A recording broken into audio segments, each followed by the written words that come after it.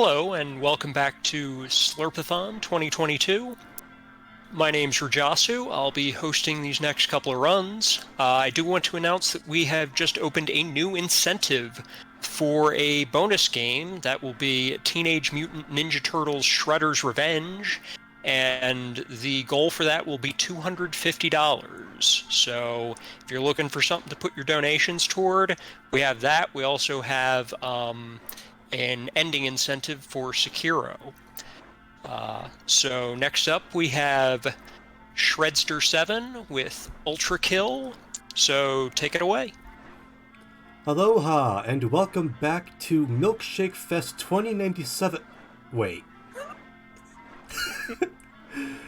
Hello, Slurpathon. It is good to be back.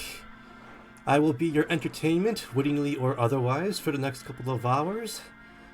And I will be attempting to kill every single killable enemy in the game. There's a lot of them. There are a lot of them. By the way, I am the couch. If I sound different than I did last game, I don't know what you're talking about.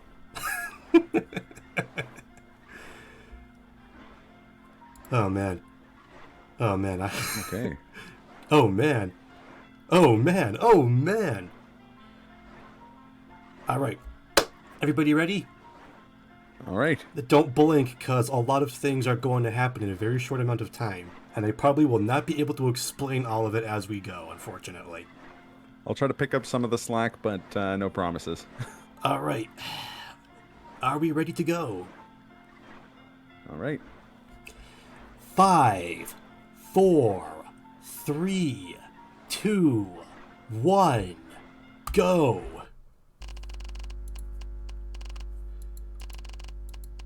We are playing the full intro because there are a few enemies hidden in the special intro sequence.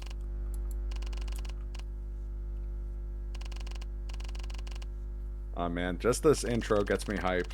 I have played Ultrakill in air quotes. Attempted to play might be more accurate. This game is wild. It's a roller coaster of carnage in the best way possible. The developers of the game describe it as a devil may quake. Yeah. It's very accurate. Which should give you a good idea of this game's influences.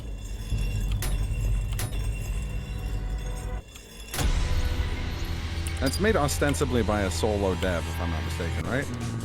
There are a couple of main developers, and then they also hire some 3D stuff. Makes sense. So straight off the bat, I haven't even fired my gun to defeat any enemies yet, and I've already exploded several demons. Yes, there is a mechanic involving your arm and different multiple equipable arms, which all have different properties. By default, I will be using the Knuckle Blaster arm, which is stronger and lets you create an explosive blast off. But occasionally, you will be seeing me switch to the Feedbacker arm, which lets you parry projectiles also. Which is really, really satisfying to do in the game.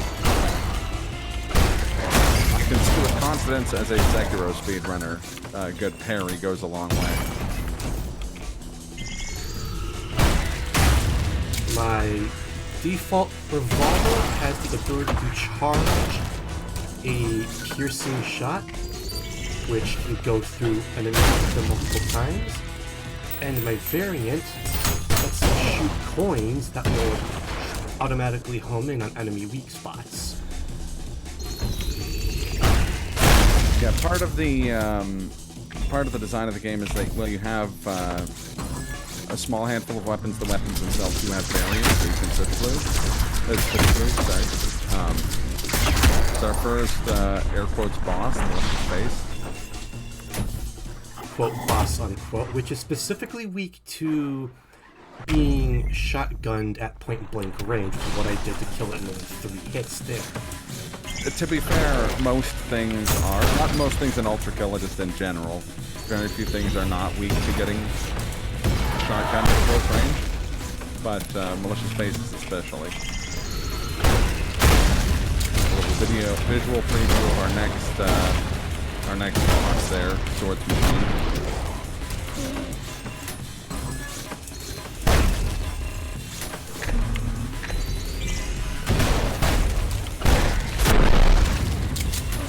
That room always gives me creeps.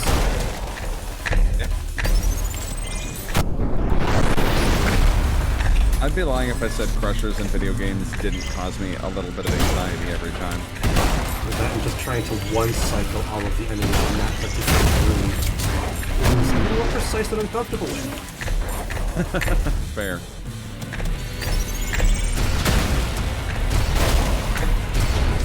This is the rocket launcher you're using now?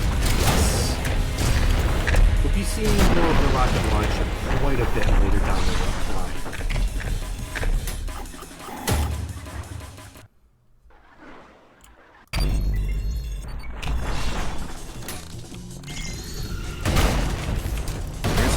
Another major mechanic in this game is just all of the like movement tech and movement options. You've got air dashes, slides, stomps, grappling hook, which we'll be seeing a little bit of right now. Oh, there it is. The fastest way to take out these bulky enemies is to pull them to you and then point blank them with your red arm and the stronger version of the revolver. And there's Stomp. Now in the current version of this run, are we going to see much of Stomp? We're going to be seeing a little bit of Stomp storage in at least. There's only really one level in this run where it's practical, unfortunately.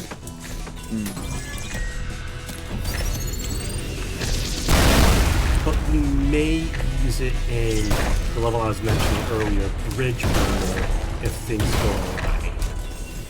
But otherwise, we'll only be seeing it at the end of, or not end of the beginning of 3-2.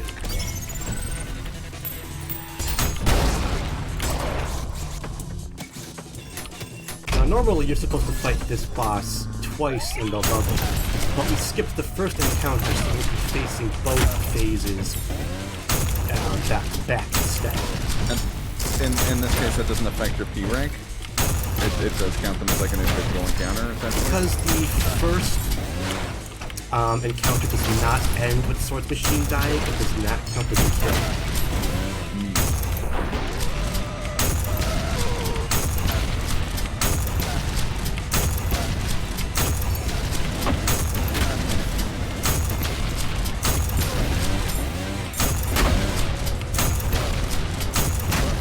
Ranks are perfect ranks. They're your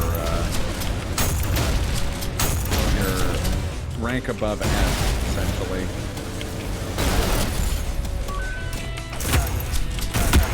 In this game, you are rated on how fast you were, how many enemies you killed, and how many points you earned.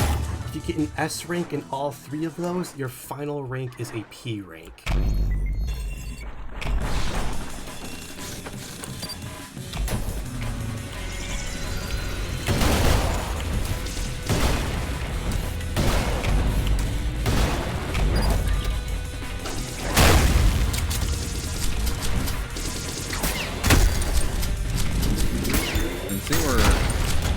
We're not even out of the prologue, and our first boss is already a regular enemy. Yes. Malicious faces become degraded bosses very quickly. Like Werewolf in Castlevania.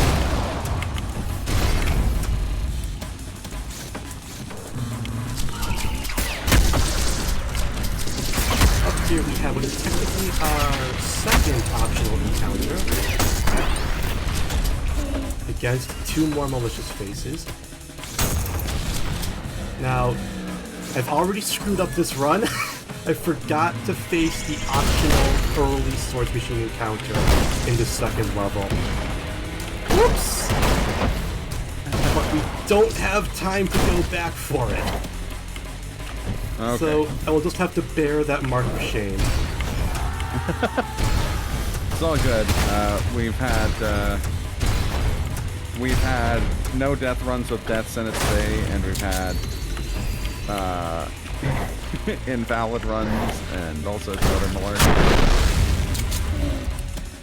So I'm No sorry. shade. I'm sorry, everyone. I'm a sham. You know what though? You're an ultra sham. You're a sham very fast. You're a very quick sham that's gonna kill almost all the demons. And I'm already... Oh man, we are off to a fantastic start. I've missed a kill, and I've died to lava. That's okay. It's not that you know what, that balances out. We're missing one kill, so you were the kill. You know what? That's a good way of looking at it. There's our Dante's Inferno reference. Abandon all hope, ye who enter here. Here we'll be seeing the first of the saw blade launcher. By default, your machine gun equivalent is a nail gun launcher, but I'm going to be using its saw blade launcher variant because it is much better for melting the health bars of tough enemies. This is our first of many kind of Agni and Rudra-esque fights with two bosses. And now, does this follow sort of machine rules of like if one of them dies first, the other one becomes enraged? Nope, that only happens with any subsequent optional dual bosses. For Gotcha. this first mandatory dual boss, you can kill one of them, and the other one will just become enraged. Fair enough.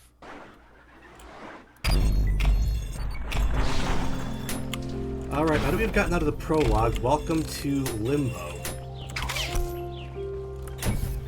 This is where we're Also, going... real quick, Brofar, the game command isn't working, so that's to be changed manually. That's a shame. But yes, Limbo. Next we'll be throwing drones for the first time. Drones are troublesome. They're just troublesome if you don't know how to deal with them. They're the first of the non-boss machine class enemies you encounter.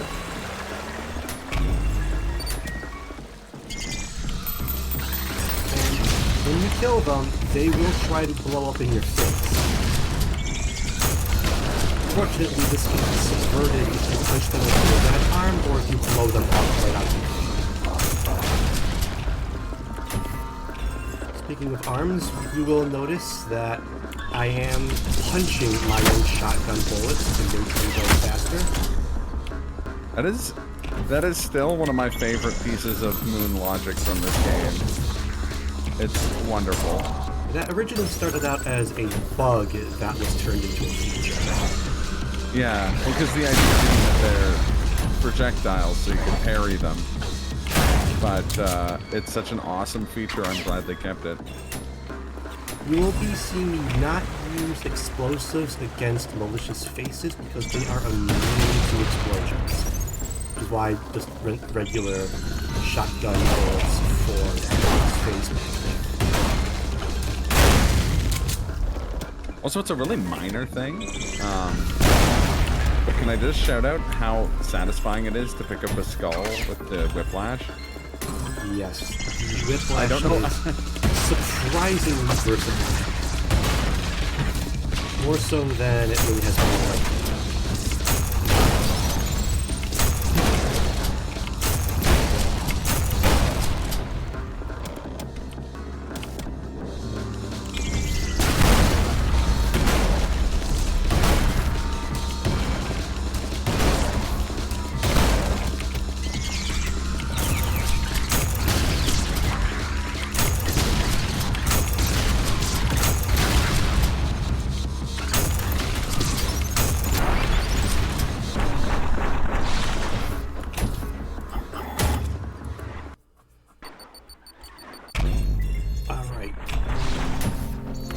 This is the first level with a unique optional encounter. Seeing that a little bit later.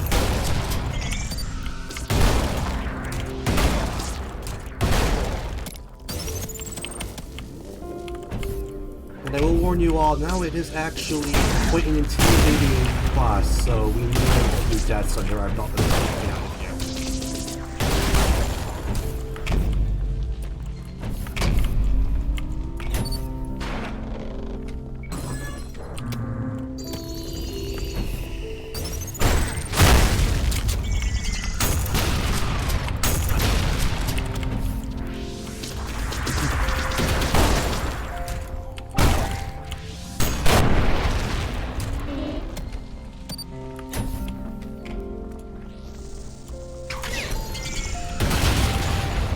Hey, Visionary Ira. I guess.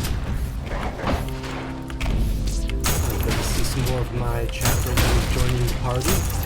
While you're here, you should totally donate. You should. That would be a phenomenal way to add to the hype. Hype. Yes, I just accidentally leet speak. Alright, street cleaners. These guys have flamethrowers, which means letting them get close to you is a terrible idea. But they also happen to have nice explosive backpacks that if you hit with a coin shot will instantly kill them.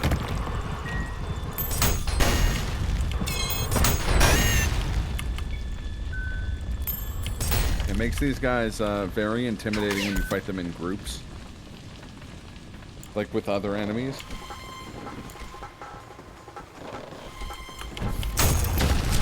Coming up, one of the most intimidating bosses in video game history. I hope you're ready. Oh. You think you can beat him with your current equipment? Oh. Alright, that was close, but we did it. Oh no, he's back! And now he's buried.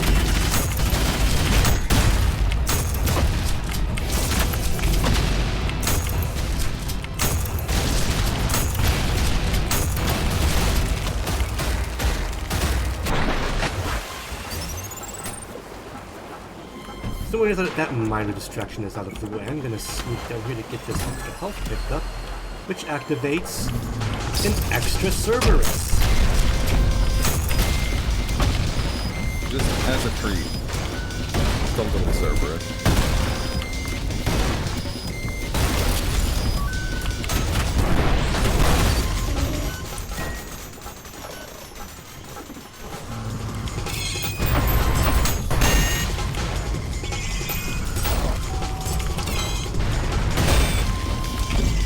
The thing about coins is when you shoot them, they will travel to the nearest enemy spot, and then not always the back of the street cleaner that you're trying to destroy. That's why I said they were intimidating to fight in groups with other enemies, because your coins are going to add other enemies.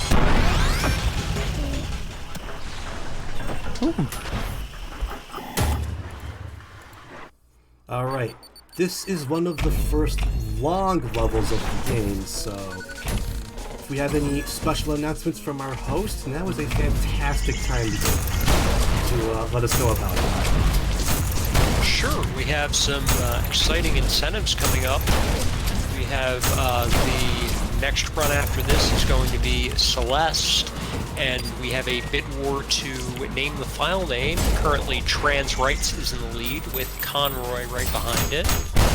We also have a $100 goal for the Immortal Severance ending for Sekiro Shadows Die Twice, and we're about $85 away from that. And then after that, we have a bonus game for Teenage Mutant Ninja Turtles Shredder's Revenge, which if we get $250 before that, we can see that bonus run. So get it in, ! Donate in chat. True, the Shredder's Revenge run, I'm one of the runners for that. It is a 6-player co-op stream, and it is exactly as hectic as that sounds. absolute insanity, but it's a lot of fun. So, hope to see some donations coming for that. Please do meet that Sugar's Revenge donation. That game is so much fun to watch. You will not It's regret honestly worth it just for the music. The music is crazy good in this game. that as well.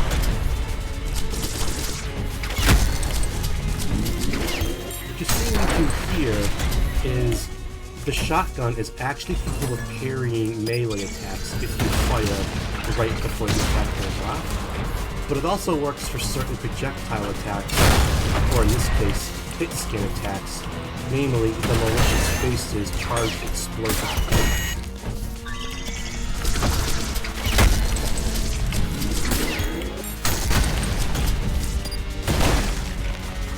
What's even going on here? Ultra-killing is what's going on here, Karnak. Oh, there you are. Sometimes this game gets so hectic that even I lose track of what's where. Karnak, for lack of a better word, Devil May Quake.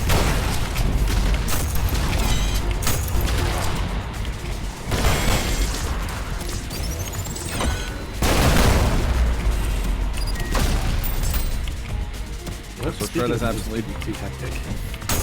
dunking on this room, which took me like an hour plus to do on stream.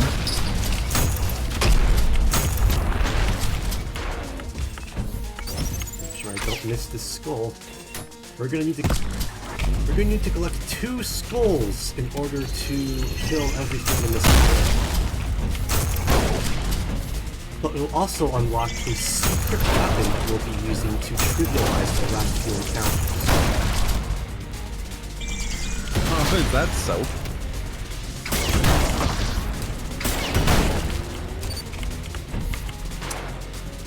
And just to make sure, for some reason the combat music keeps playing in this room even after you've killed everything, so I always double check to make sure that I've actually killed everything.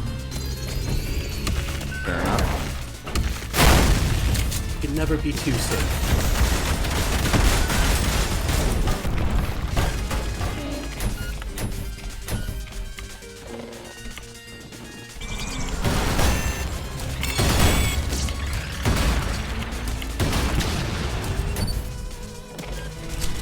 Coming up here is a room that means you get uncomfortably close to a malicious space. Yes. Room always gives me the heebie-jeebies. As they can confirm.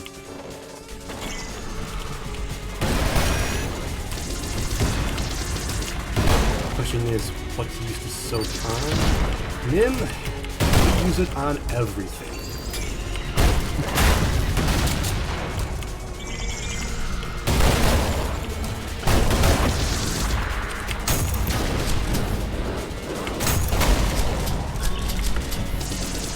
We're going to scrub the holes clean.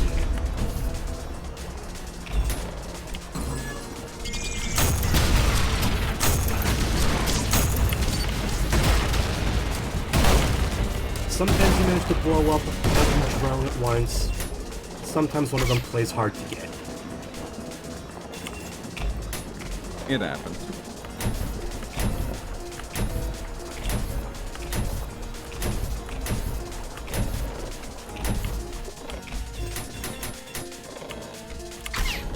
Before we go in there,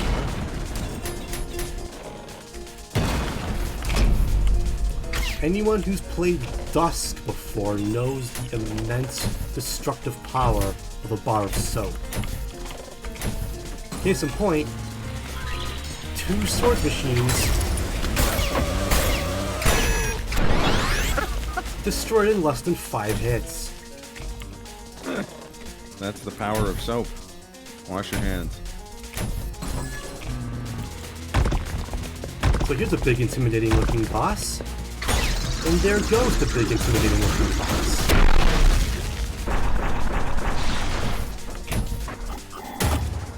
And there's all 127 kills.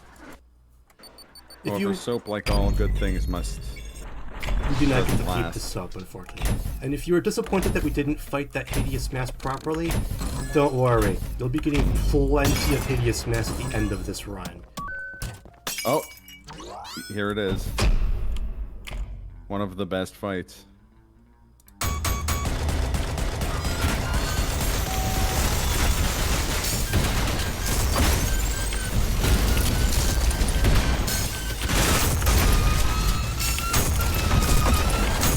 So the V2 is essentially a mirror match.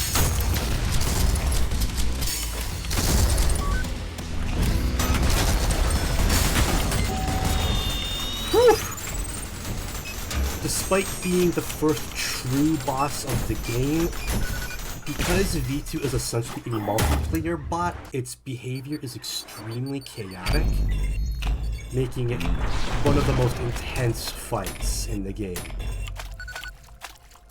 So now that we are done with Limbo, we have entered the layer of Rust.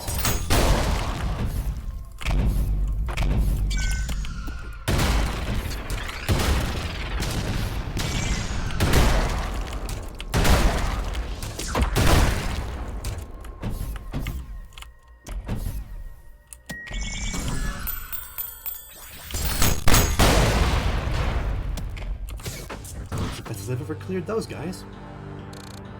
I love the visuals. I mean, I love the visuals of every layer of hell, but like I particularly love Blood.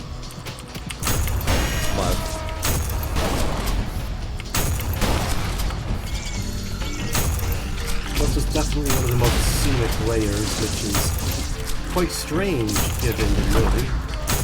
Yeah.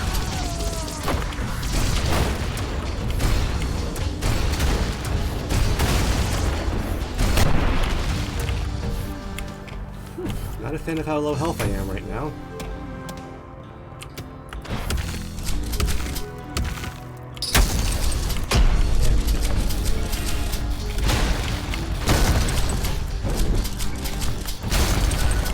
What you saw me do there was deliberately overcharge my shotgun. If you charge it 3 times or more, it will blow up the next time you clear it. But if you abuse the invincibility frames from your dash, you can essentially pick an explosion wherever you want. Which is another great way to quickly defeat Slurpathon. Surprisingly, no enemies got stuck on the trampolines that time. Normally, that particular encounter is a little bit of a pain. And then Making up for... stuck somewhere where you cannot find it. As I said, it's making up for Bridge Burner being a pain last year.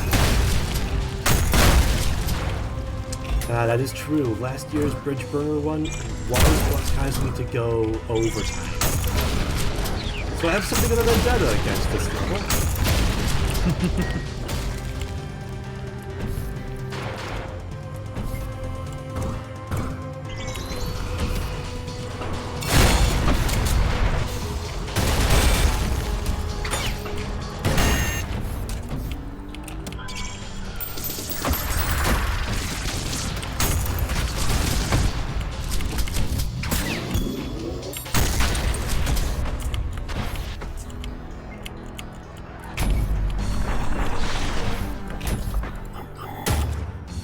I didn't get enough style points for a perfect rank. Oh well.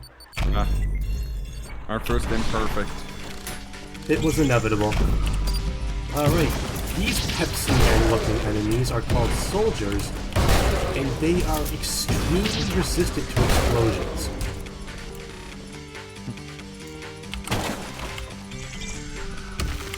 They also have a nasty kick if they get close enough.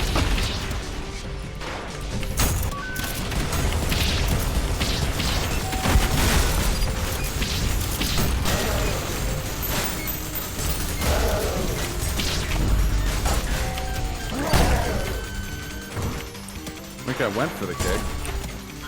For unknown reasons, it didn't connect.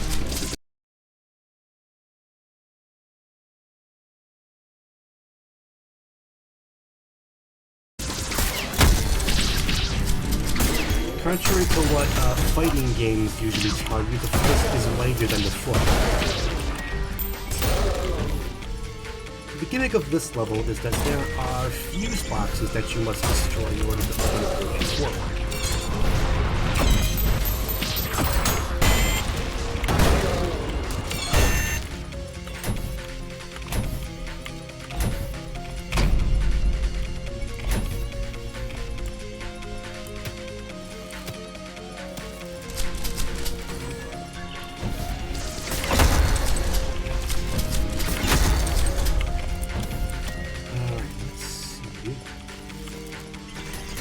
Ah, there they are.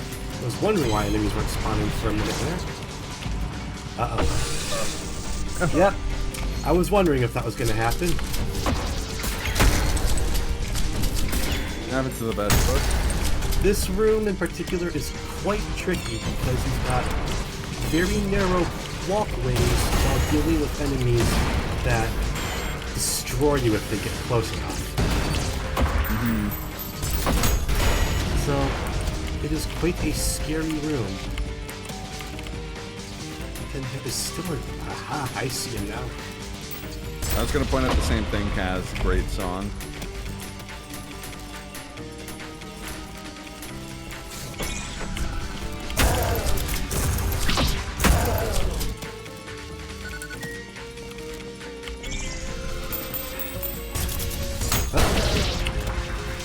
Oh, that was unfortunate. It happens. What makes the coins so difficult to use, yet so rewarding, is that they're actually quite difficult targets to hit. It's true. But like most things in this game, actually hitting one is incredibly satisfying.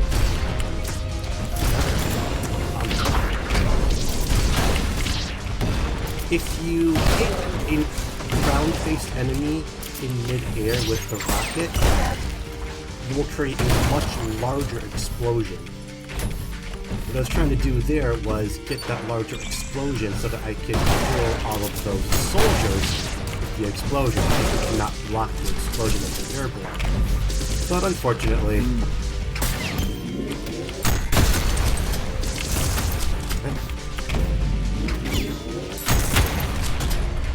Yeah, nice try there.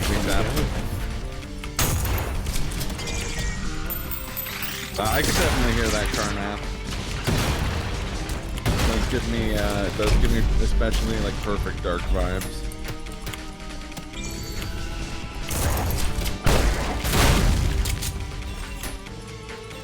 That room is also quite tricky to get down quickly. Very cramped, bunch of small fight enemies that move really fast, and enemies that are immune to explosions.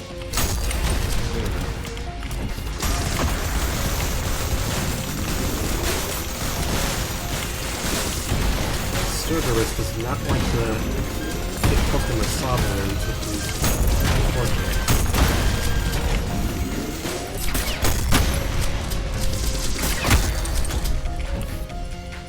There we go. That is every enemy in that 40,000 volts. Nice. Alright, now for one of the more elaborate levels. In fact, I'm going to say for this first part, if we have any more special announcements, now's another good time for them. Sure. So, if you're just tuning in, Slurpathon is raising money for Extra Life, which raises funds for the Children's Miracle Network hospitals. Proceeds go to the Alberta Children's Hospital Foundation.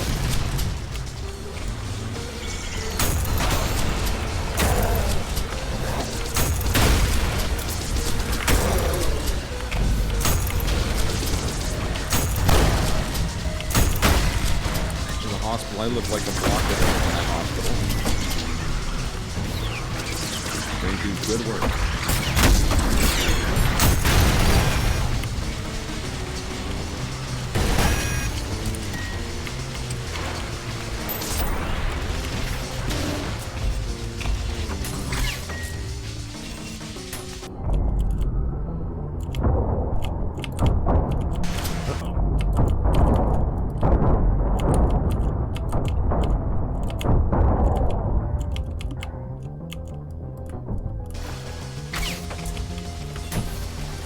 underwater section down there is entirely skippable.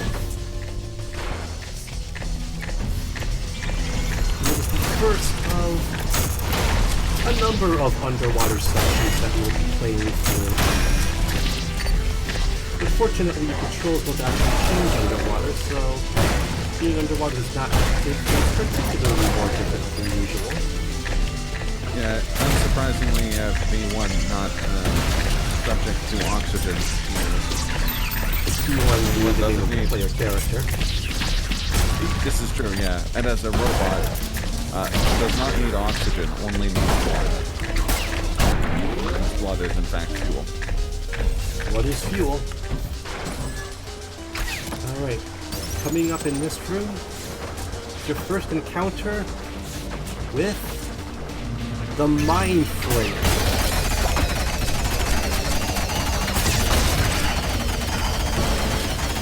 There is a way to instantly kill Mind Flayers, but it is quite difficult to know. But I think I just pulled it off. Unfortunately, it also cost me most of my health.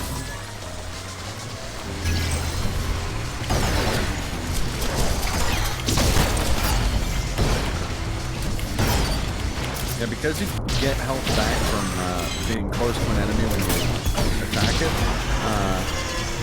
watching the health bar during like high-level ultra play is particularly anxiety-inducing because it can often go very low before skyrocketing back to 190 or 85.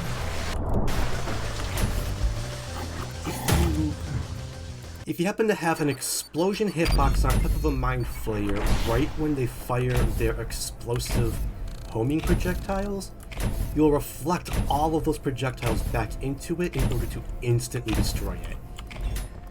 Unfortunately, the timing is quite strict, and it is a trick I only just recently learned myself, so you'll have to excuse me if I don't always get it down pat.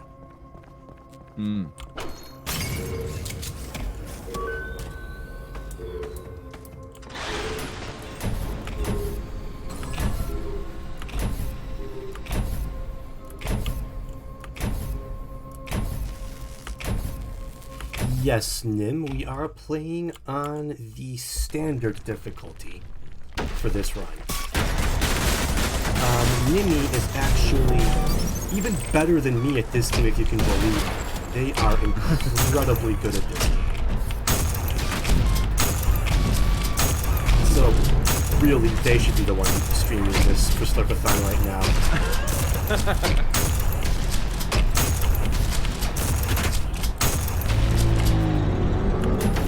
Clean hand fight. I'm sure that hand isn't foreshadowing anything. Oh, not at all.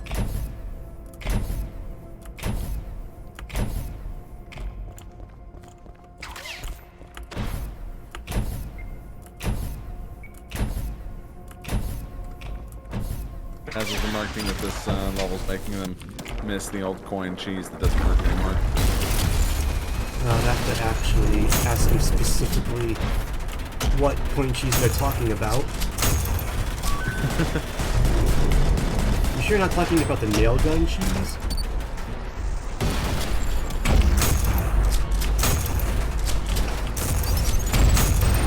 Whew. Close.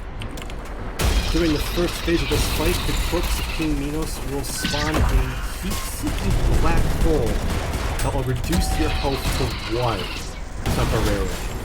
It is very intimidating.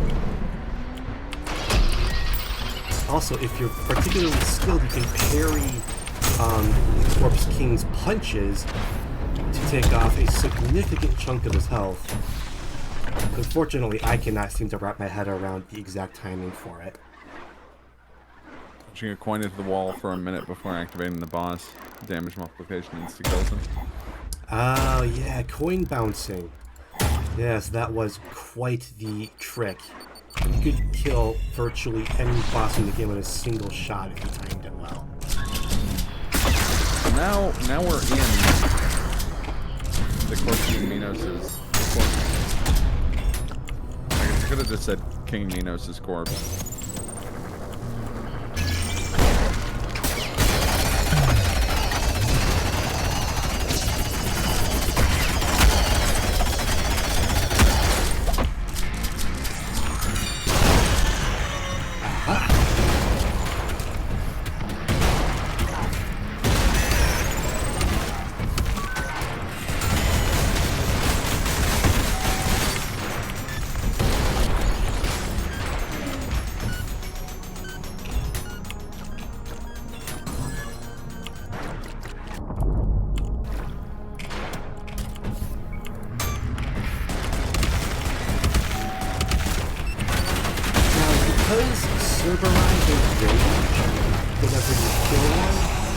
want to kill both of the Cerberus that spawn before the third one can wake up.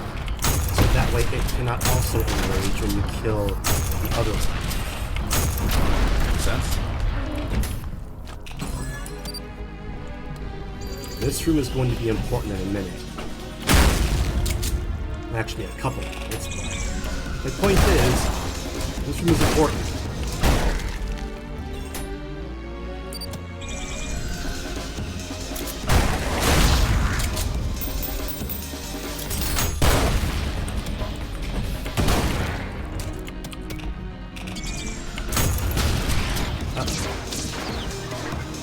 This room will also has a bottomless pit in it that I just clumsily fell into.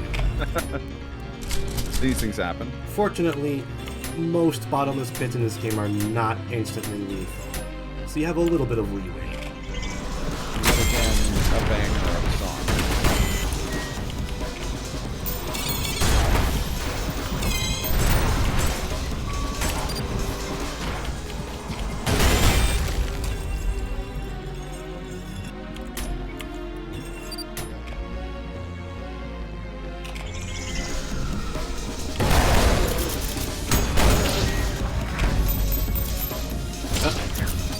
I think my coins hit the invisible ceiling. That's a first.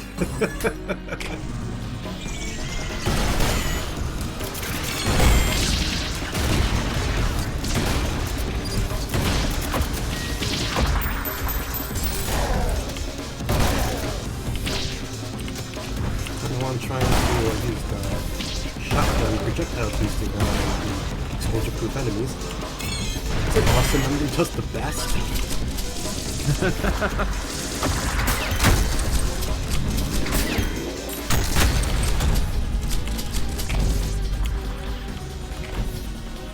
This room.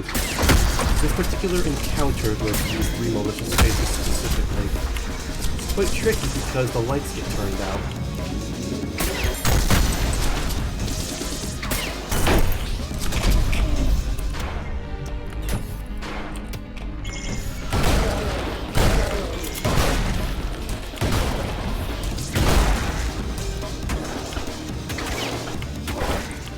Alright, you can just... That counts. Also being corrected by Nimi in chat that this isn't actually inside of King Nimbus. That logistically makes a lot more sense. Yeah, that is technically true. The layer of gluttony is not technically inside the Corpse of King Minos. You just enter it through the Corpse of King Minos. Yeah. Oh man, that's... Ah! Man, right after I got the Mind Flayer insta-kill, I got super excited for a minute. I was gonna say, oh, that's the most satisfying thing in the world. You know what? Reminder of how quickly that kind of stuff can happen in this game. Just means I get a chance to do it again. That's the spirit.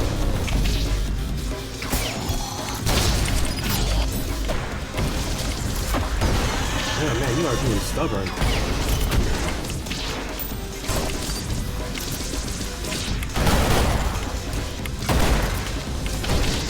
But yeah, this game comes at you wicked fast.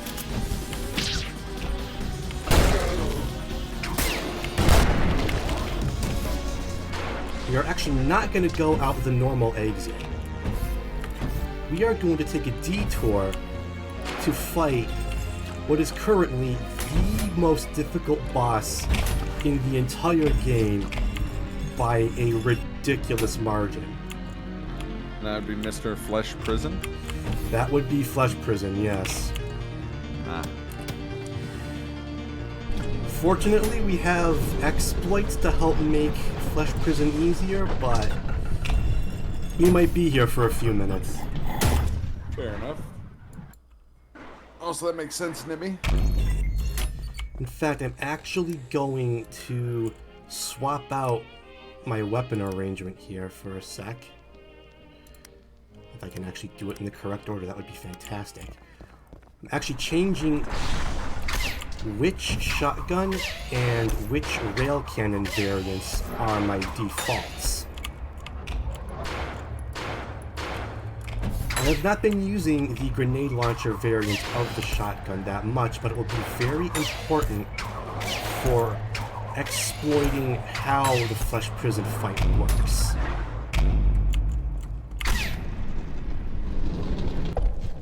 Whoo boy! Alright. Here we go. Here we go.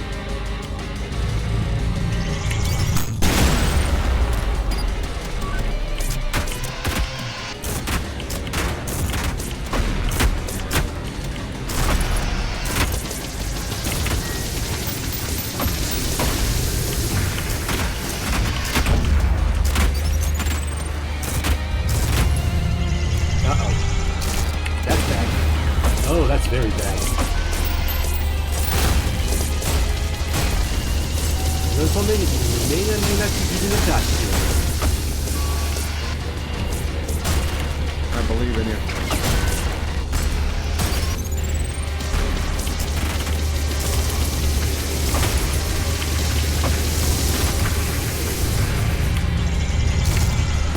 I did it again.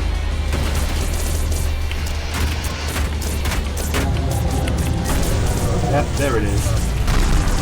The way that this fight works is that when that green bar below Flesh Prison's health bar reaches 0, it will absorb all of the eyeball minions it spawns to restore its health, and then spawn a new set of eyeballs.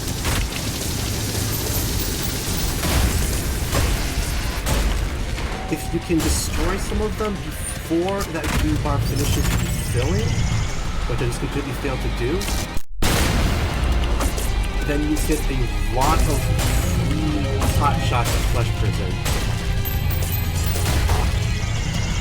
But unfortunately, it's very hard to keep track of all those eyeballs.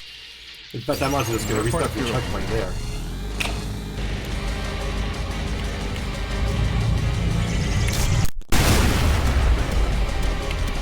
And from there, I'm using a technique called shotgun swapping in order to give my shotgun a higher rate of fire than it's supposed to have.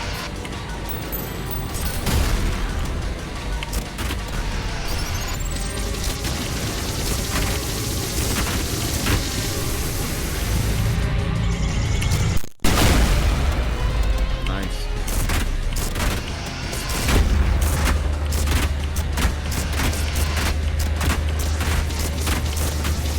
There we go. Heck yeah.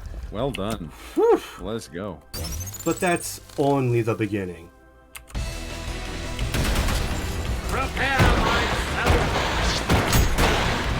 I do love the Needler's Triumph fight. Welcome to the coolest fight in the entire game.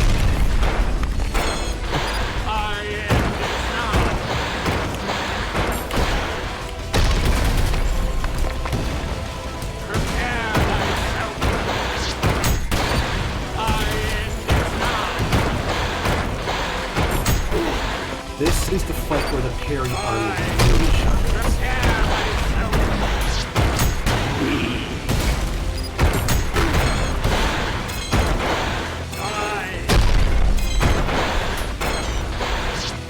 For this fight, I'm using a technique called dash storage, where if you cancel a dash by sliding, you will retain your dash invincibility for the entirety of the slide. That is what lets me slide through certain attacks that Nino's trying to throw me. It's Fresh Prince. Whew. Nicely done. One of these days I'm gonna do Soul Survivor Deathless, and it will be the greatest day of my entire life. Anyways, now that we've defeated the hardest boss in the game, it's time to go fight the actual final boss of Ultrakill Act 1. Turn back now. The layers of this palace are not for your kind. Turn back, or you will be crossing the will And I tried to slide through that whole room, but sometimes that moving wall just does not want to behave itself. Your choice is made. As the righteous hand of the Father, I shall rend you apart.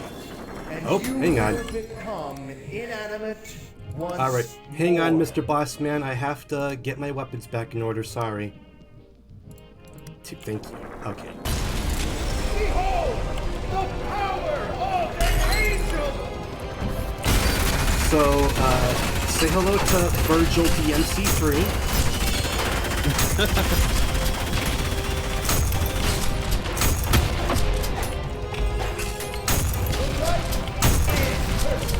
Let's say the fantastic boss fight for fantastic Gianni Matriano. Yes, absolutely. Gabriel's voice actor is a gift to this world. If you have some free time, please look up his YouTube channel. He posts frankly hilarious voiceovers of various memes, including compilations of Ultrakill community memes. It's true. He also posted a Columbo meme today that is surreal. Hey, May your woes be many and your days few. So that's Ultrakill Act 1. We are now ready to play Ultrakill Act 2. And we're going to be Yay. going straight, we're going to be menuing over to Act 2 so that we can skip some cutscenes. Because we don't have time for cutscenes, we gotta kill everything fast. it's true. Cutscenes are slow, and we want to go fast. Welcome to Greed, one of my personal favorite layers in Ultrakill thus far. Greed is pretty excellent. Also, want to say delightful bonus level. We'll be seeing. Oh yes, actually show off the bonus level this year. Y'all, look forward to that, y'all. It's gonna be something else. Meet the first angelic enemy, the Virtue. The way that Virtues work is that they summon pillars of light that will find you. So always be on the move with those guys around, or else you will get smited. You do not want to get smited. Is smite at the correct past tense there? It's not smoke. Yeah, you know what? It is smoke. It might actually be different depending on if it's a person or not. You become It's smitten. like a towel is hung, but a person is hanged. So maybe like a person is smited, but an object is smoked. I believe in Ultrakill, the correct tense is smitten. Oh yeah, actually that makes way more sense. I should be smitten with this game, that's for sure.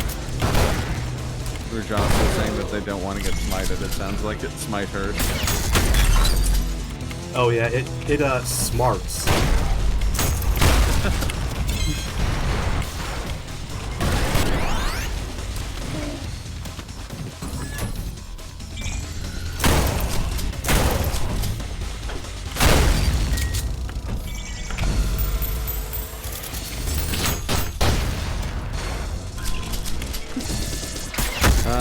Coins raining down like orbital lasers. Love to see it. It is one of the simplest pleasures.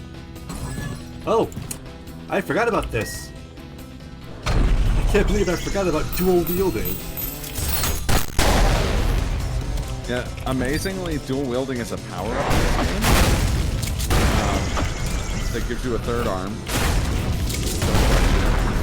Yes, if It's you always try to melee with the dual wield, you do somehow, don't ask me how, generate a third arm. And that's still not as ridiculous as it gets.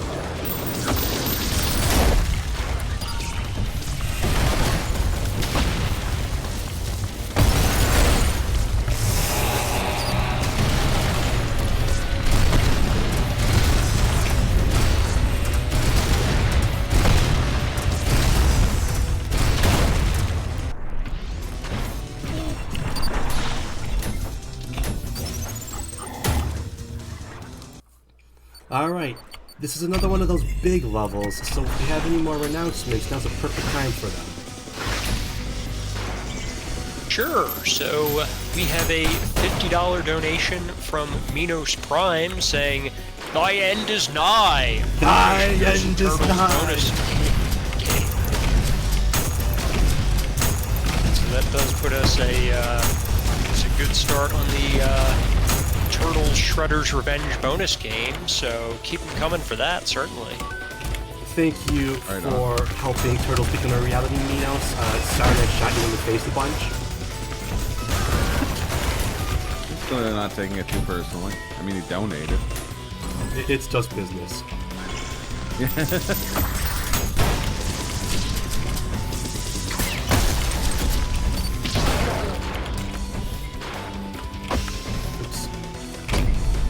This is the first level that introduces enemies that are covered in sand. Enemies that become sanded do not bleed, making them quite dangerous, especially for health kits.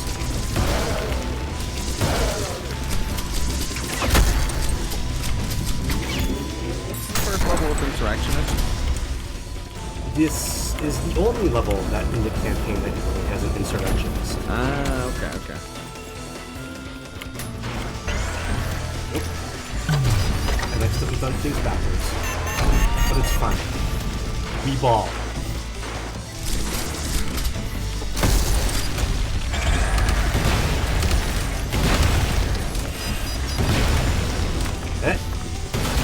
Those guys are called stalkers, and their whole shtick is that they blow up and cover other enemies the same.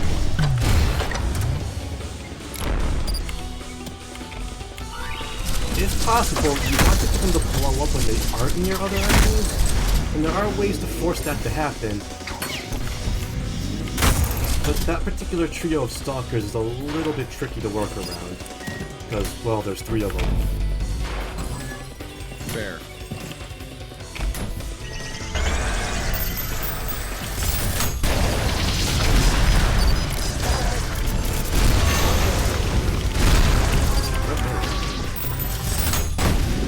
I was autopiloting again. These are Pepsi men. Never forget that Pepsi man. Nobody expects a Pepsi man. We have noticed. I picked up a 3rd arm. It's about to get even better. We are now quadruple wielding. There's that meme of the scientist saying, finally, quadruple wielding, but he's holding like 4 pads of paper.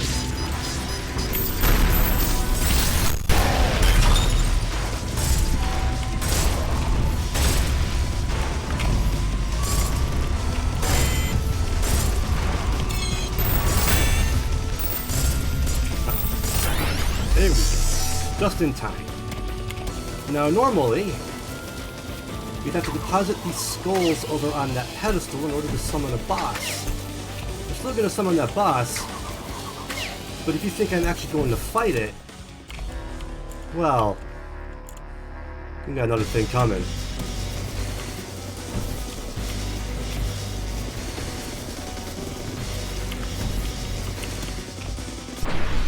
There he is. Oh, there it goes. Now once again, we are not going to be taking the normal exit. We are going to be finding the secret exit to the bonus level because it is currently the only bonus level in the game that has killable enemies in it.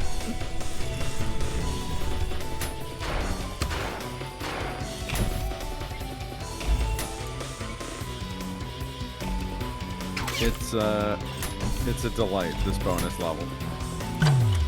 Also, I've not properly explained this yet, but yes, you can ride on your rockets, and your alternate fire with rockets causes them to be frozen in place. Which means you can just plop down a rocket, jump on it, unfreeze it, and surf on it for a few seconds. And you can do this multiple times in a row to surf up to, I believe it is currently 5 rockets before they start not flying anymore. Hey, stop that guy. He stole the sun. Alright.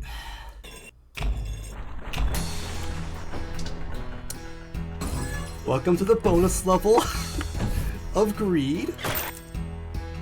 Any similarity to existing games is not intended. As you can see, it's a little bit different from what we've been playing thus far.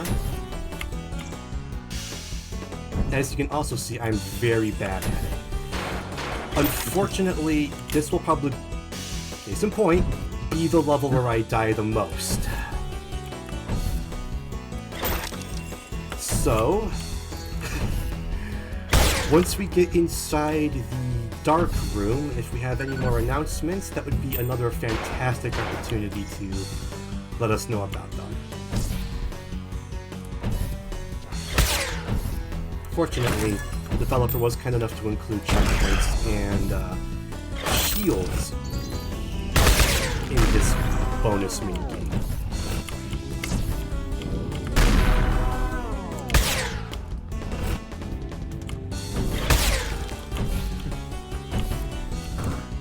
Friends, Uh-oh.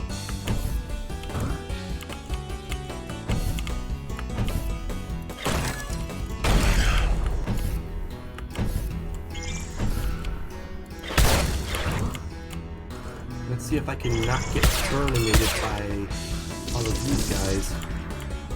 There's ever a point where I'm going to take a hit inside here. Alright, we are now indoors, so if we have any donation messages or incentive updates, now's a fantastic time to let us know about them. Sure. So, Extra Life brings together thousands of gamers around the world to play games in support of their local Children's Miracle Network hospital. Since its inception in 2008, Extra Life has raised over 70 million USD for sick and injured kids. Last year, Slurpathon raised $6,681 for Extra Life. Crazy big numbers. Well, this is the first I'm actually going to get invincibility from collecting 3 skull crates. Oh, nice. This has never happened before.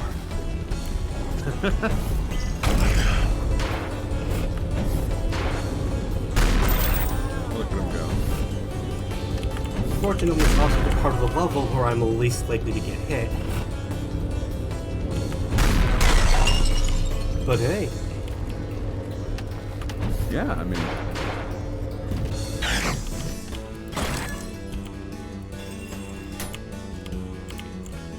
That's Slurpathon magic for ya. Yeah. Getting to see new things that I've never managed to accomplish before. Mm-hmm.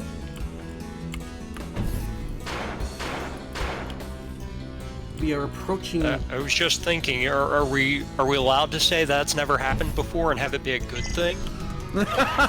just this once. It's a Slurpathon miracle. Exactly. Alright, now for the part that usually makes me, shall we say, seasoned. Finally seasoned with exotic,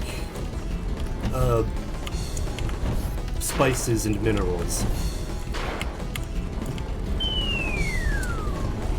Yep, here we go. Yep. Yep. Yep. It begins.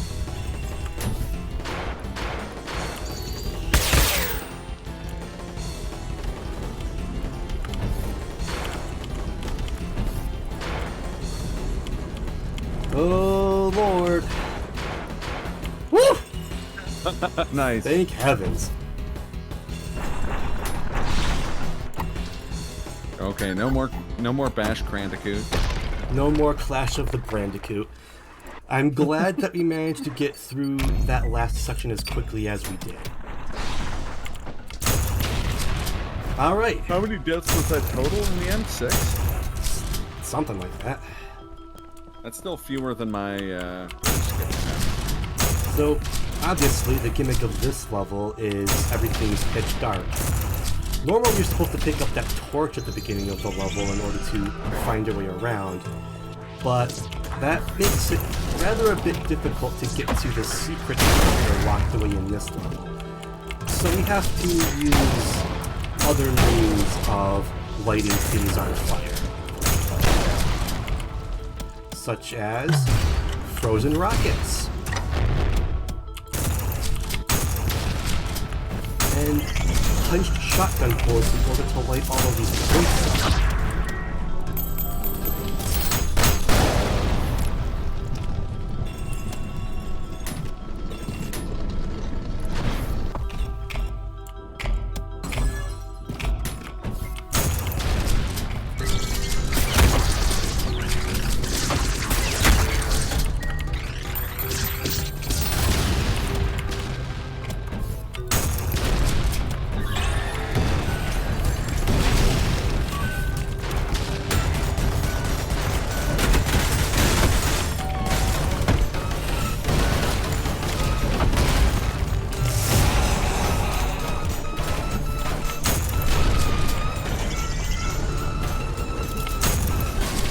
I'm actually going to light up 2 plinths at once, so that I can pick up this dual wield and start using it to get absolutely destroyed. Whoops! They can't all be winners.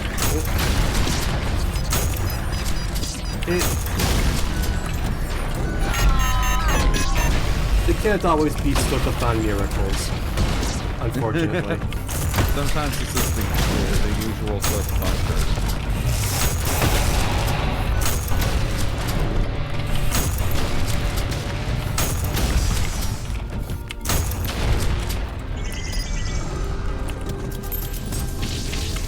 Some days, you're the parry shotgun bullet. Some days, you're the drone that gets instantly destroyed. It just happens. Such is the fact of life.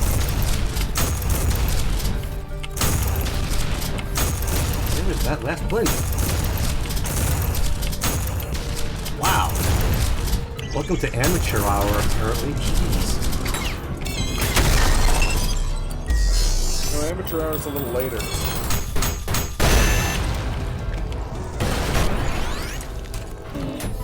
What was that? Was that a joke at your own expense? It is. I can't believe you've done this. It's a branding thing. Well, I wake up from a nap, retune in to the stream and see someone playing Crash Bandicoot. Hey, that was legally distinct. Also, welcome back, Cybertail. Never mind the fact that we are just picked up the skull of Matt McMuscles. We have to fight Mandalore Gaming and Shammy! Finally, our waiting puzzle is over. What? It's wild to me that Full auto. they have references to 2 of my favorite YouTubers in the same room in this independent video Through game. the magic of the druids, I increase my speed. Fucking ditto. Full auto. Feel my maximum speed. Slow down. Full auto. Full auto. Full auto. Full auto. Means to kill this boss, yeah, you just need to bring a copy of The Ring 2 for PC into the fight. Cannot imagine what you'll face here. I'll just put a shoot when it's done. Full auto. Friendship over with full auto, now fuller auto is my Druids, I increase my speed. Fucking ditto. Full auto. Unfortunately, the Druid Knight Full auto. the kind of fight that you just die. Solve everything. Full auto. Full auto. Full auto. Full auto.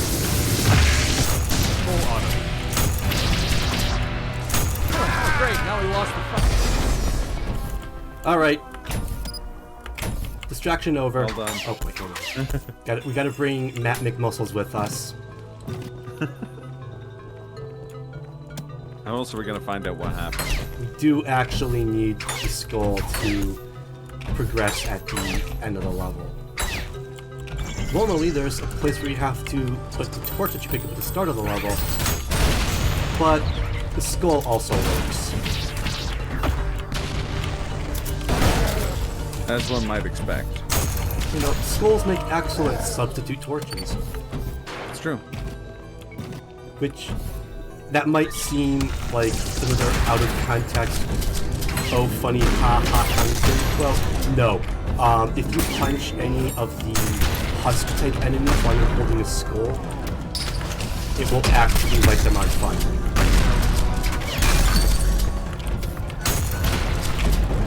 Why? I don't know. It just does.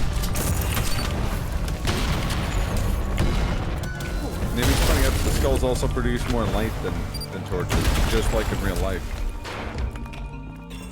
Only if you punch first. Ah.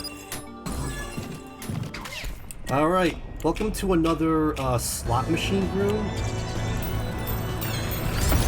You might die during this room as well, because there's a lot of stuff that gets thrown at you in this room.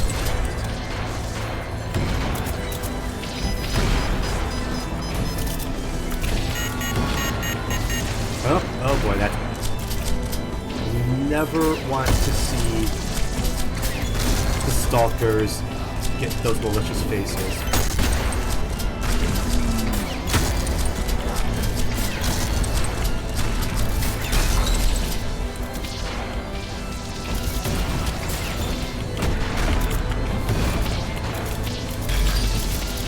It makes sense. You probably don't want malicious faces getting any more like spongy than they already are.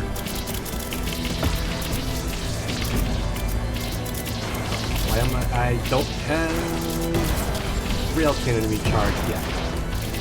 The consequence of being your most powerful burst damage dealer, rail cannon has a 15-second recharge time after each use. And that goes for every variant.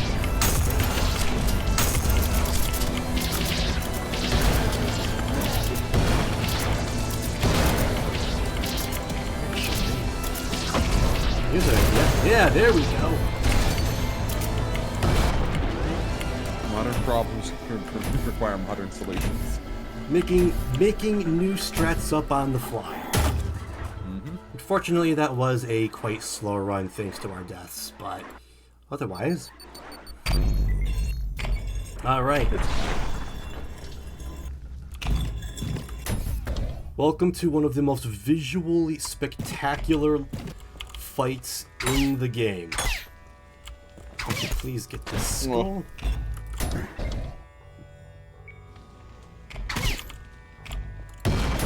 Oops. Itchy trigger finger. Please excuse me. Guess who's back?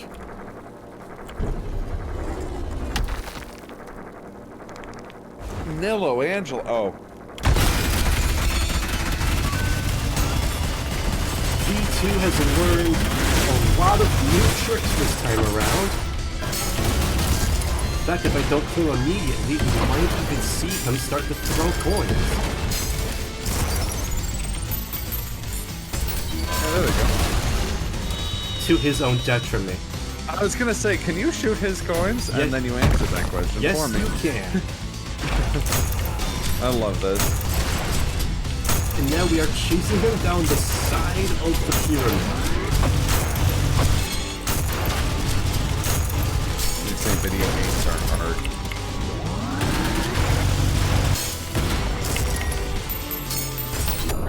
You can also shoot your coins. Okay, cool. Yes, he can. So we can bait him into letting you counter ricochet his ricochets. It is amazing.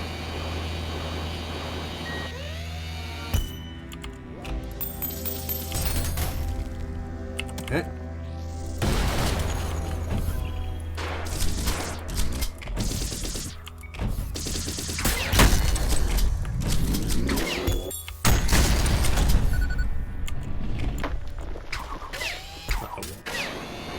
Ooh.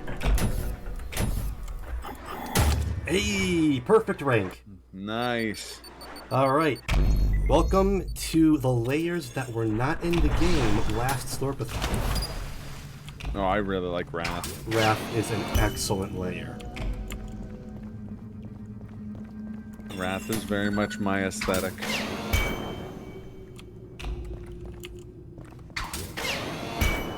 Would occur. I was about to say, wait a minute, this is a boring, empty intro area. We should totally have more announcements, but it stops right now, so. My mistake. Also, you may have noticed some glowing mushrooms on the way in here. If you eat those, they do recharge your batteries. Unfortunately, V1 can't eat anything as he's a robot. So, we're not able to utilize that advanced technique. Such is the cost of being blood-fueled. It's true. As you may have noticed, this game has a water level that isn't trash. It's true. It enters the vaulted halls of Lost Planet 2, and presumably there's at least one other non-bad water level. Donkey Kong Country. Let's go with that. Any Mega Man Classic game? Oh, true, yeah. Which is fitting, as it is also a game that involves a blue robot. Hydrosity and Sonic 3. Can we get a bid war over whether or not I pronounced that correctly? No.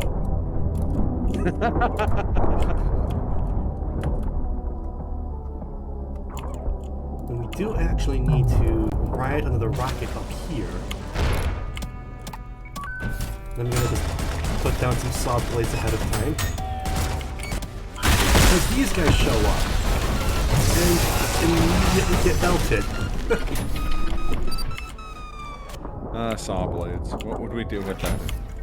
Saw blades might be a little bit overpowered, maybe, possibly. Don't tell Hakita.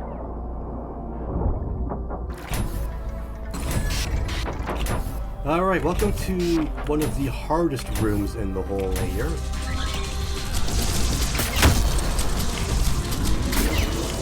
There's a reason why I specifically go for that extra overcharged health pickup before entering this room.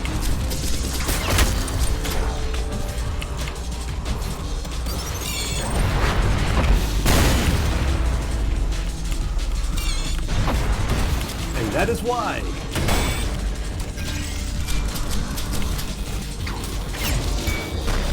That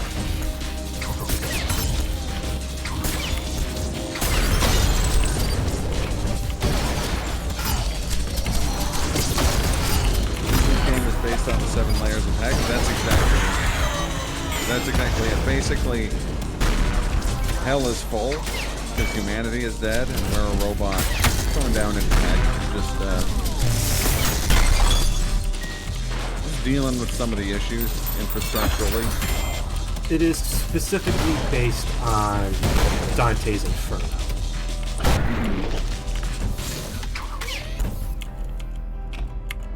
Albeit with some artistic liberties. Although Hakita is not actually read it, if I recall correctly. Is what Nimi is pointing out. That is actually A lot of surprising. people, I did not know that. A lot of people forget as well that the Inferno is not actually its own book. It's actually just a portion of a larger text, specifically the Divine Comedy, which also goes into Purgatory and Heaven. But Akita clearly does have a kind of, despite apparently having not read it, does clearly have, a pretty good idea of kind of the authorial voice of Dante. In that Dante is big on weird, surreal stuff in his version, his depiction of hell. Now, coming up in a few rooms, we're going to be introduced to another new enemy. But first we have to get rid of these guys. And also go for a ride.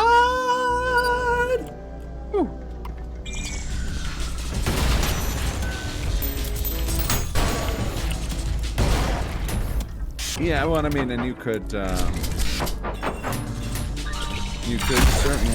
Oh, here we go. How about these guys? Meet the Sentry.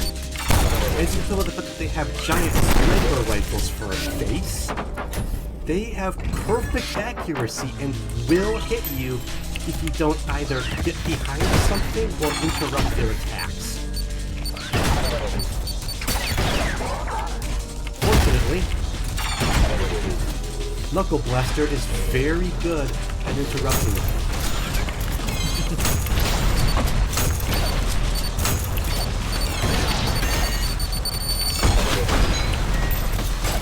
I did not get out of the way of that attack, so I just took a sniper bullet to the face.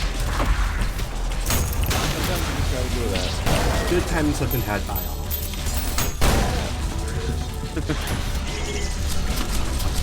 Yeah, that's another thing. You can definitely get the gist of reading something like Inferno, just from reading passages and sections. A lot of it is about contemporary Italian politics of the time Dante was raised in.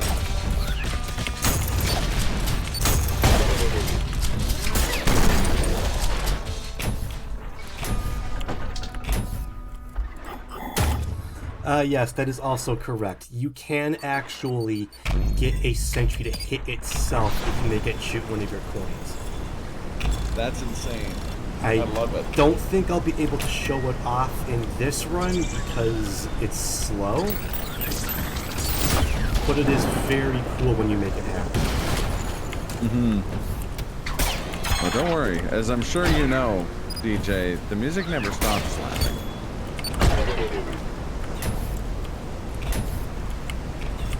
Now, you may have noticed that this water texture looks a little bit weird. That is because right now we are currently fighting on the river Styx. Sir, please. This is what the river Styx turned into after the fall of humanity.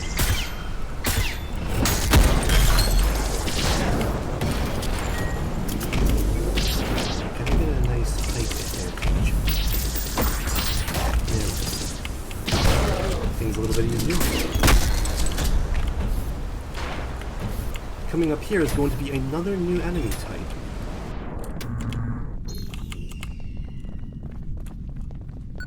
Idols! Idols are enemies that can only be destroyed by melee, and as long as they're alive, they will make the strongest available enemy invincible. So you can imagine why it is often your first priority to get rid of these things as soon as possible. But it's a real shame they're often locked behind having to destroy other enemies first. In this case, we have to get rid of all these Pepsi men in order to open up the idol that's protecting the street.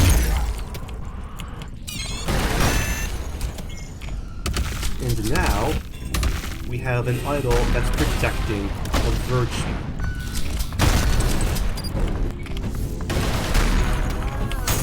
Since you have to fight these Serbs while avoiding getting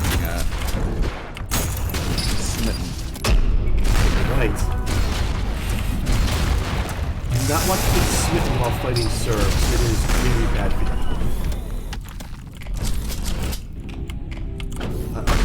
Like that.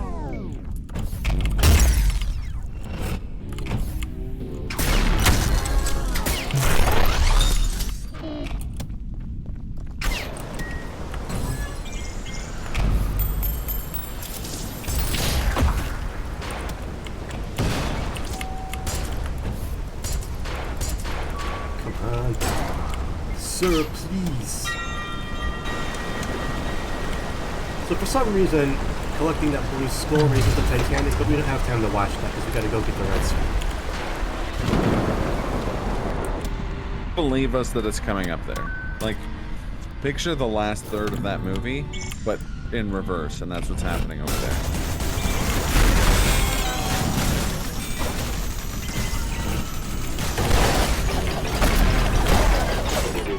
Oops. Hang on. That's better.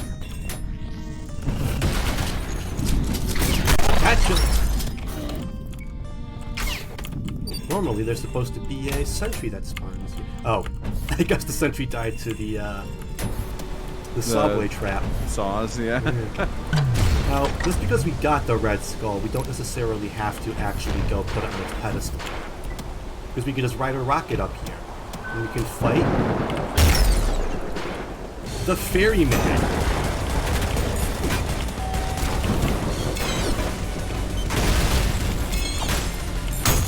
Fairly easy. And by fight, I mean completely destroy the health bar of.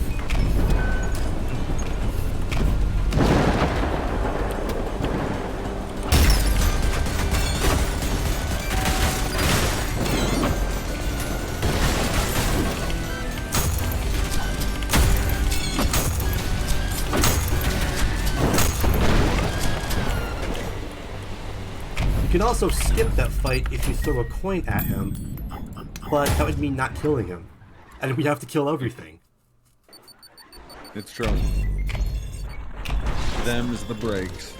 Speaking of killing everything, welcome to another long level. So if we have any more announcements, please let them rip. Yeah, have I mentioned that we have some awesome incentives coming up, like the Immortal Severance ending for Sekiro Shadows Die Twice. We're like 15% of the way there. Or the bonus run for a 6-player co-op run of Teenage Mutant Ninja Turtles Shredder's Revenge. We're 20% of the way to that. Get your donations in so we can see that stuff. I promise you, both of those incentives are more than worth your money. Immortal Severance significantly adds to the length of the Sekiro run. So if you want to see and adds a section involving a giant fish. So if you want to see a giant fish, then that's an option. It's on the table. Giant fish is on the table.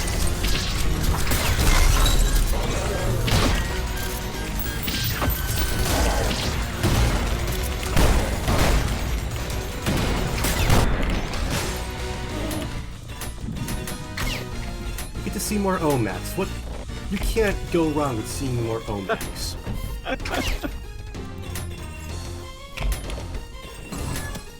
Alright, welcome to another rather difficult room.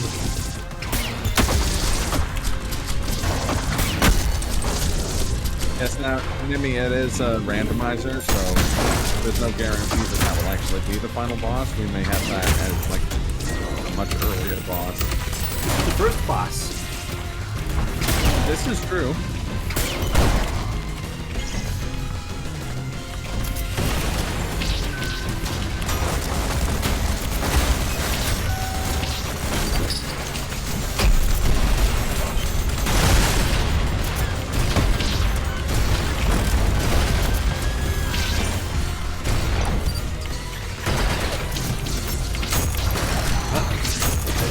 Got you over here.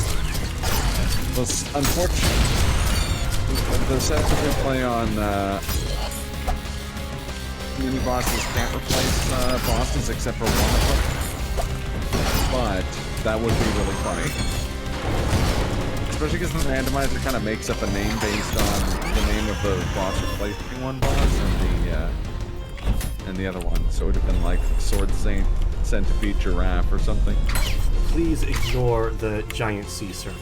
It is totally not relevant to anything. I'm sure it doesn't come back. Nope. It's just living its best life. It's just a neat background detail that the developers threw in for world building. It's true.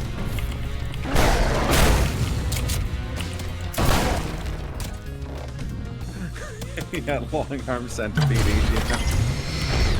I mean, one that we've gotten a number of times is Lady Genichiro, or Lady Owl, which is always funny.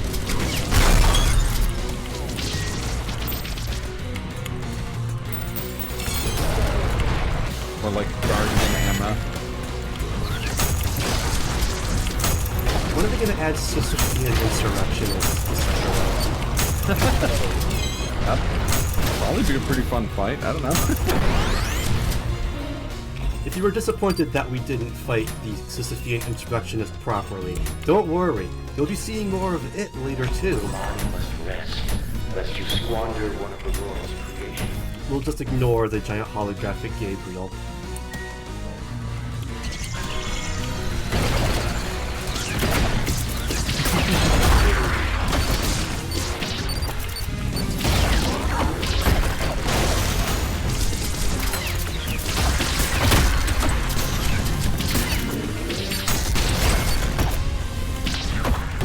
Watch out, the world building right at us.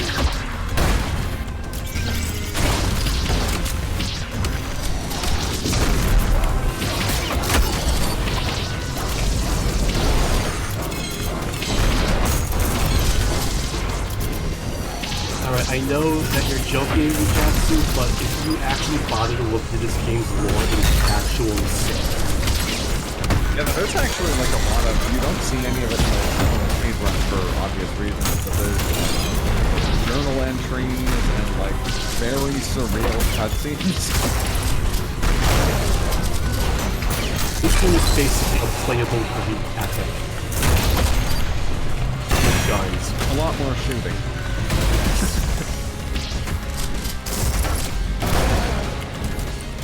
Oh, don't think you can escape me, funny guy.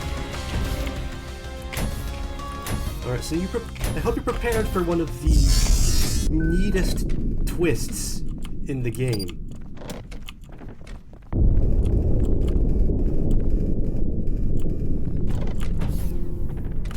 I'm a sucker for when games do this.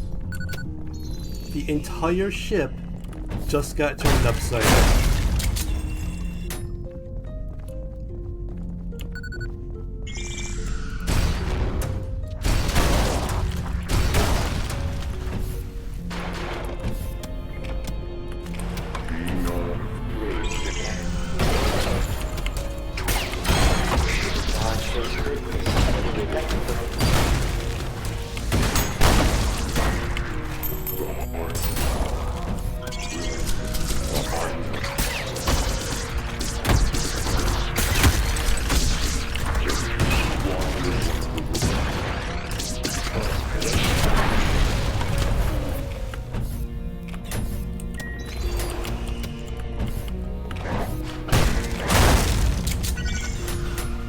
This is where the game tells you about how you get soldiers, Pepsi men, to become vulnerable to explosions.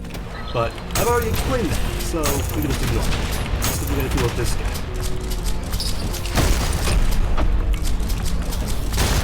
I have now dealt with this guy. So now we're gonna deal with these guys.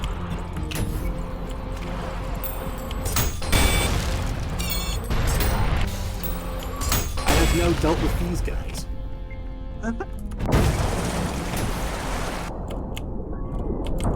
There were some enemies here.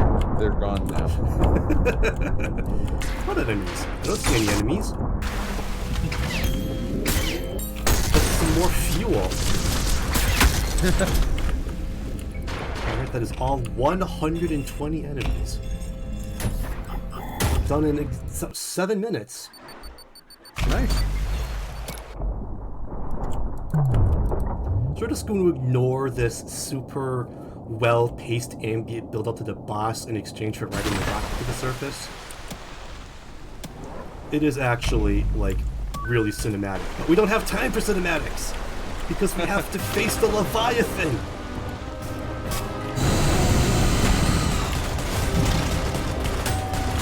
Time to make the Leviathan. Leviathan. Oops.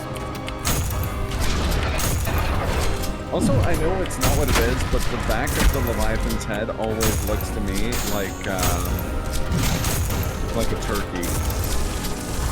Like a roast turkey. Like before it gets roasted. You're not wrong!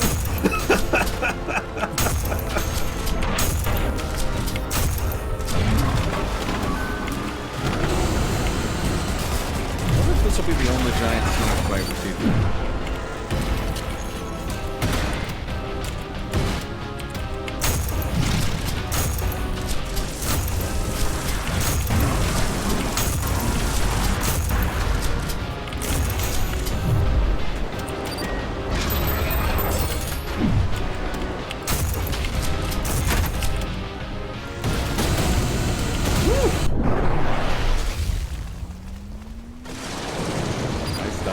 Leviathan, nice done.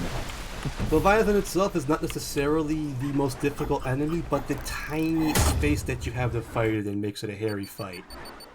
Alright, we are closing in on the end of the game. Presently at least. Yeah. Welcome to Heresy.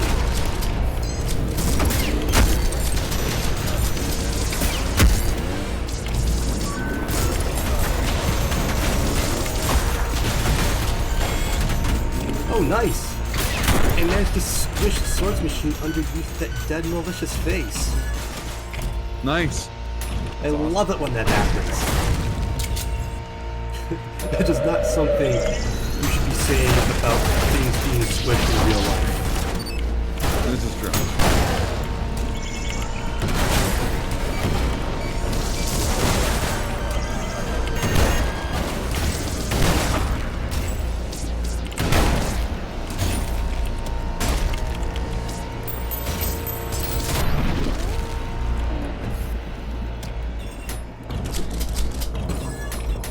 This room is something else.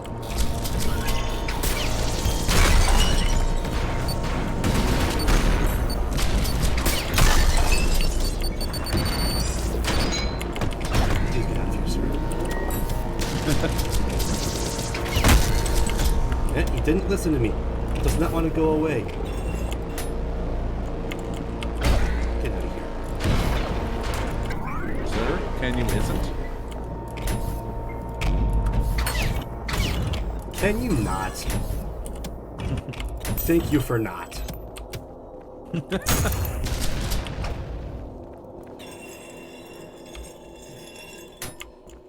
We're gonna put this skull here to open up this thing. Then we're gonna take our skull back and we go down the thing. We're gonna need it later, but first...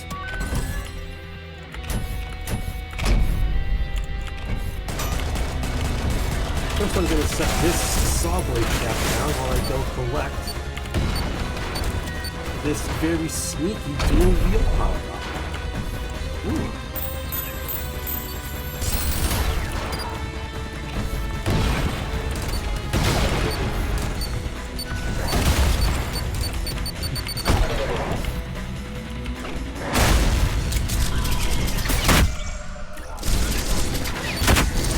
You may have noticed that the music occasionally cuts out whenever too many bullets happen to strike an enemy at once. I don't know what causes it, and I don't believe the developer has any intent to fix it.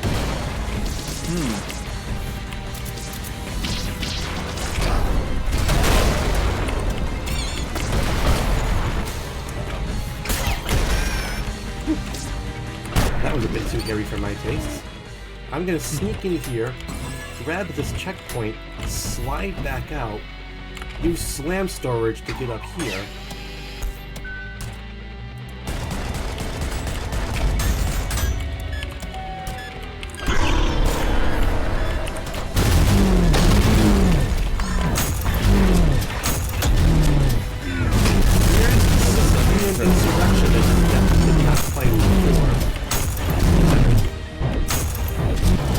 Specifically two of them, which makes this fight absolutely terrible.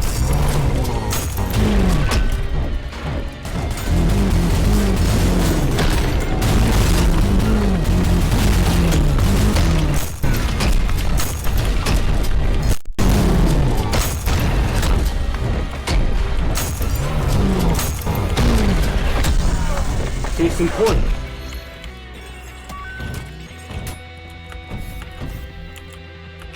Do you want to explain how slam storage works? Oh, slam storage is what happens when you do a slam, but then cancel that slam with a wall jump, and then hit the ground, or jump rather, as soon as you hit the ground afterwards.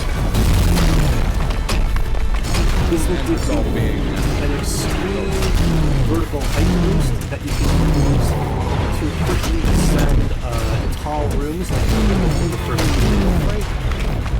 You use it in Imperial room like, or you can use it in the game's endless survival mode to give yourself some breathing. for sure. That Nice fight with the Insurrectionists. That rematch went much better. Better? It's so bad, dude. I love the Power Glove. I was gonna say there's a power glove attempt on the. Now there's an insurrectionist we need just to put a little power glove on.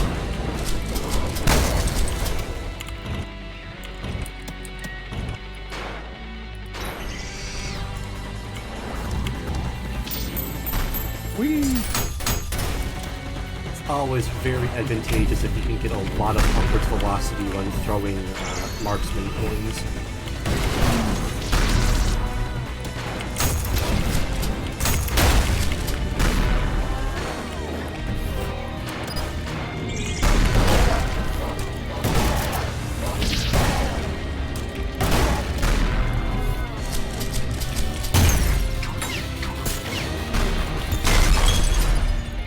Gonna sneakily wall jump up here because there's another secret set of enemies.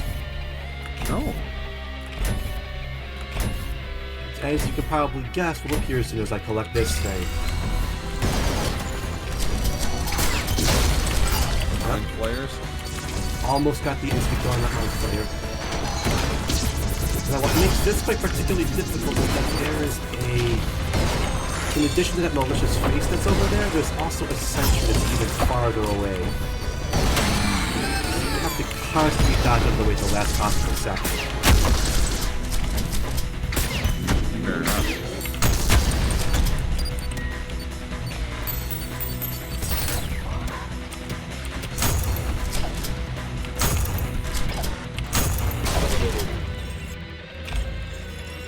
Whew!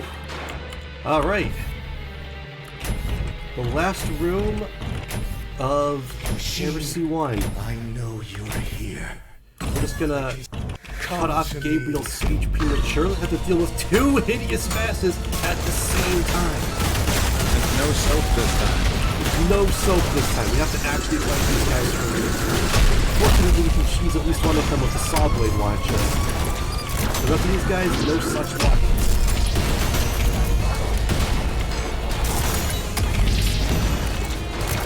As Rajasa has pointed out in the chat, this is the last time to get in names for Celeste War. I was gonna bring up the names currently are Trans Right and Kevin Conroy, but I was originally gonna word it as Kevin Conroy versus Trans Rights, which wouldn't sound right. Sounds very bad. Ooh, my. Yeah, either of those would be a great choice, or you can pick your own. It's true. Yeah, you could do what Brofar tried to do with FF10 yesterday and try and get the name Daddy for it.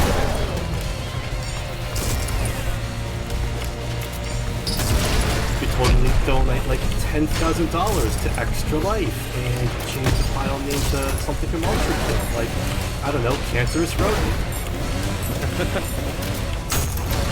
Which would actually be quite ironic given the whole mission statement of the charity we are helping out tonight, but well, sometimes in-jokes don't always make sense. And frankly, I'm surprised I beat that room without dying. Rest assured, I am physically shaking right now. Well done. Alright, final boss of the run. Being ambushed. Limbo. Lust. Yesterday. Yeah, Gabriel time.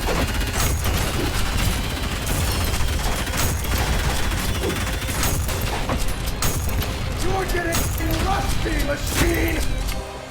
Gabriel is very upset with us for embarrassing him last time.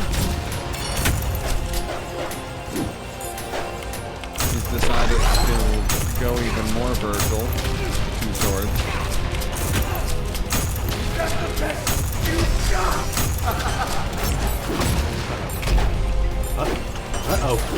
Uh-oh. You get my buttons confused.